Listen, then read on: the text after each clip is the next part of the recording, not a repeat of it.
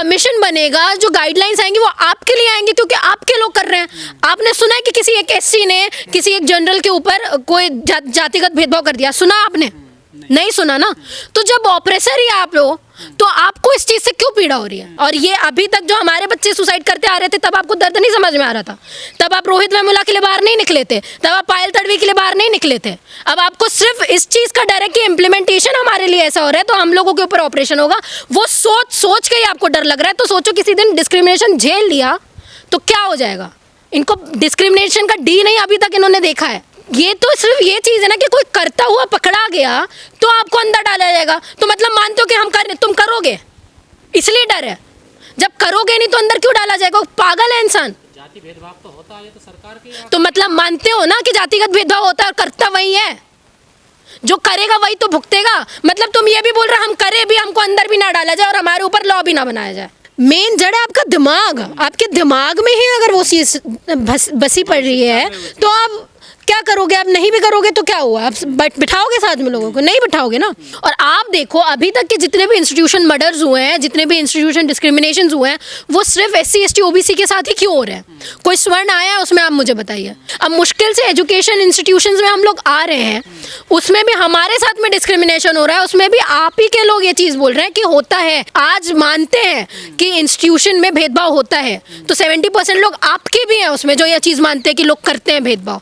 ये डेटा मेरा नहीं है, ये मैं नहीं दे रही हूँ, आपकी सरकार दे रही है ये डेटा। यूनिवर्सिटी में अगर कोई भी दलित, पिछड़ा, आदिवासी या OBC कि कोई भी जाति वाले लोग आते हैं तो उनके साथ में ये जातिगत भेदभाव होता है। और सर कितना भी आप लॉ बना लो, कितना भी कुछ कर लो, जिसकी मानसिकता खराब है ना वो फिर भी करता है। SC ST सेल होने के बाद भी यूनिवर्सिटीज़ में इतनी बुरी तरीके से डिस्क्रिमिनेशन होता था, होता है और होता रहेगा। UGC की तरफ से एक नया नियम, एक नई गाइडलाइंस जारी की गई है जिसमें ये कहा गया है कि यूनिवर्सिटी कैंपस में अब एक जो है इक्विटी सेल बनानी पड़ेगी जिसमें डिस्क्रिमिनेशन के जो केसेस हैं उनकी शिकायतें, उन मामलों को जो है दर्ज किया जाएगा। जिस तरह से पिछले काफ़ी समय से हम देख रहे हैं कि यूनिवर्सिटियों में आए दिन SC ST OBC छात्रों को जातीय भेदभाव, जातीय प्रताड़ना का सामना करना पड़ता है। तो उन्हीं सारी चीज़ों को देखते हुए सुप्रीम कोर्ट ने जो है आदेश दिया केंद्र सरकार को और उसके बाद से जो है HRD मिनिस्ट्री की तरफ से ये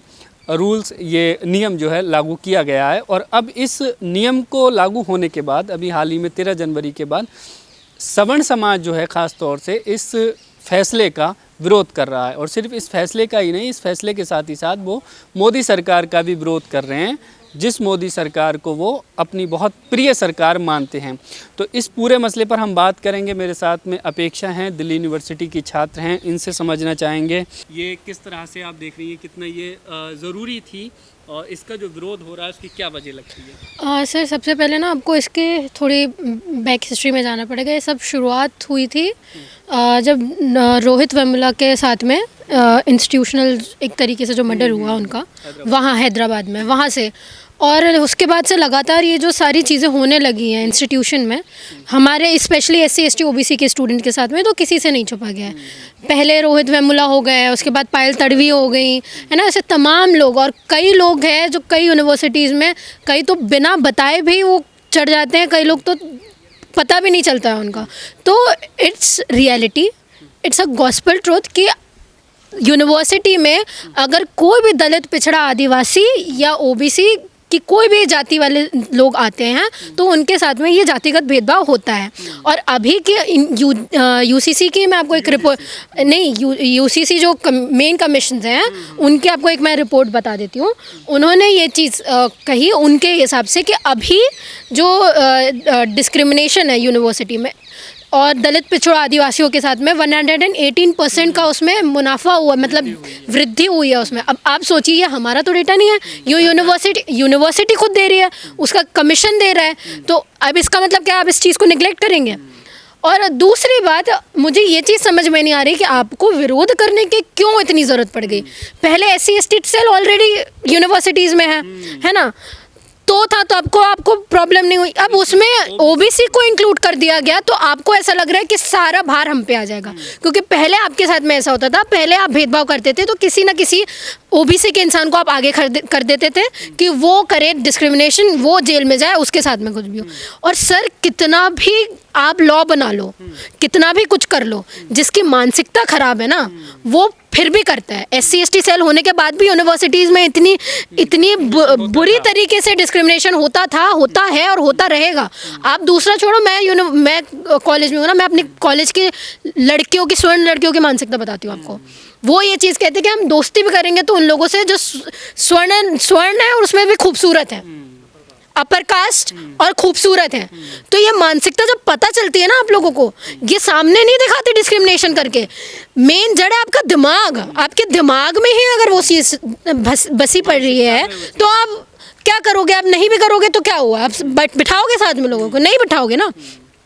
अब स्वर्ण लोगों को ये चीज़ लग रही है कि हम लोगों के ऊपर ये जो पर्सपेक्टिव, इतना पूरा नरेटिव गढ़ा गया है कि लोग हमारे पास में आएंगे, SC ST के स्टूडेंट्स, वो फालतू में हमारे ऊपर वो एलिगेशंस लगा देंगे, हम लोगों का पढ़ाई लिखाई होगी नहीं और हमारा पूरा करियर ख़राब हो जाएगा। हम लोगों को उन्हीं सब चक्करों में अंदर जाना पड़ेगा। झूठे आरोप लगा करके छोटी छोटी चीज़ों पर अपनी निजी रंजिशें निकालने के लिए जो है इस तरह के मुकदमे लगा करके बच्चों को परेशान किया जाएगा। यूनिवर्सिटी कैंपस पढ़ने की जगह होती है, वो जातीय जो है विवाद के अखाड़े बन जाएंगे। हाँ, तो क्या है ना सर, अब आप मुझे एक चीज़ बताइए, क्या ये पहले ये लोग नहीं करते थे?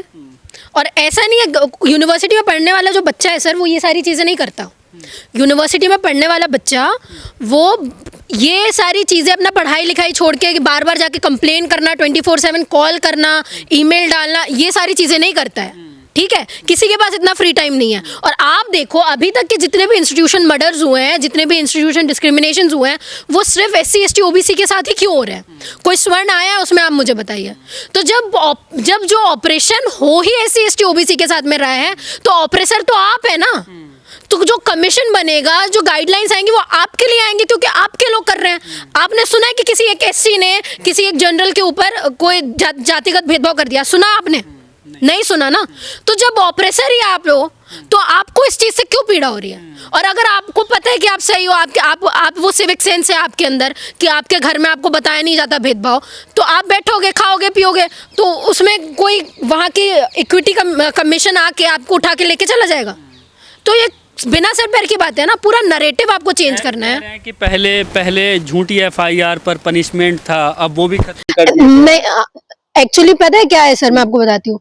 इनको ये चीज़ें नहीं दिखती कि SC ST एक्ट के अंदर जिन लोगों जो लोग गिरफ्तार होते हैं, हाँ, जो लोग उत्पीड़न करते हैं, कई केसेस वो भी है कि उनमें लोगों को छोड़ दिया जाता है, कई केसेस दर्ज नहीं होते हैं। ये सारी चीज़ें तो आपने नहीं बताई।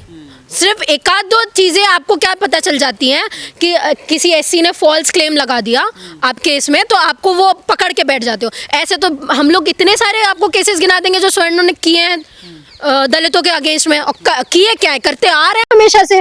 3000 साल से, 2000 साल से आप लोग ही तो हो ना हर जगह।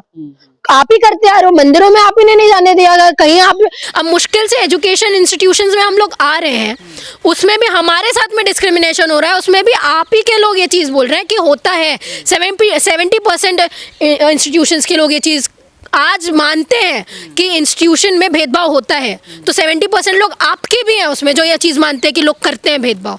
ये डेटा मेरा नहीं है, ये मैं नहीं दे रही हूँ, आपकी सरकार दे रही है ये डेटा। अपेक्षा जिस तरह से पूरा जो सवर्ण समाज है वो विरोध कर रहा है, तो क्या लगता है मोदी सरकार को कुछ नया फैसला लेना पड़ेगा इस पर? और अगर लेते हैं, इसको वापस लेते हैं, तो फिर क्या SC ST OBC की क्या? पहले तो सर आपको एक चीज़ देखनी पड़ेगी। क्या आप मोदी सरकार के ऊपर यकीन कर सकते हैं? मेरे हिसाब से तो बिल्कुल नहीं।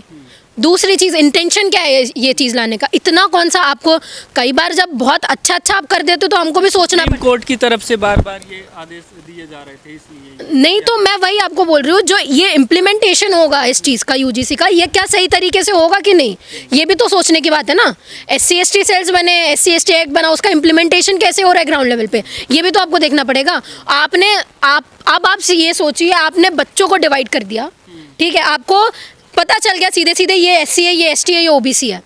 कल को आप कुछ भी कर सकते हो, उन बच्चों के साथ भी कुछ भी कर सकते हो। यही चीज़ थोड़ी बताई जा रही है कि ऑपरेसर ग्रुप ही है एक। ये भी तो चीज़ बताई जा रही है सर कि जो बच्चे हैं जो अलग रहेंगे, जिनके साथ में दोस्ती नहीं होगी, आप बताइए दोस्ती नहीं होगी ना। बात तो सवर्ण कह रहे हैं कि ये दिक्कत उनको ये है, उनको ऐसा लग रहा है कि हमारे साथ में भेदभाव होगा। डर SC ST समाज को भी इस चीज़ का है कि क्या पता आप ये जो रूल डाल रहे हो ये हमारे लिए ना खतरनाक बन जाए, क्योंकि आपने तो हम लोगों को डिवाइड कर ही दिया है। तो सो हो सकता है, इट्स ऑल अबाउट आइडेंटिफाई हो हाँ जाए। आइडेंटिफाई हो जाएंगे ना कि कौन एससी है, कौन एसटी है, कौन ओबीसी है, कौन क्लेम करता है, कौन नहीं करता। तो इट्स ऑल अबाउट नरेटिव्स कि वो कैसे ग्राउंड में इम्प्लीमेंट कर रहे हैं इस चीज़ को, और मुझे नहीं लगता ये ग्राउंड में इम्प्लीमेंट करने भी वाले हैं। ये सिर्फ वोट हथियाने के तरीके हैं। इससे कोई फायदा नहीं होगा, ये सिर्फ ऐसे ही है। अगर मैं जनरल वालों को भी ये चीज़ बोल देती हूँ जिनको ऐसा लगता है कि आपको एक एज अ ऑपरेसर पोर्ट्रे किया गया है पूरी तरीके से। आप जैसे नॉर्मल रहते आ रहे हैं अब वैसे रहिए।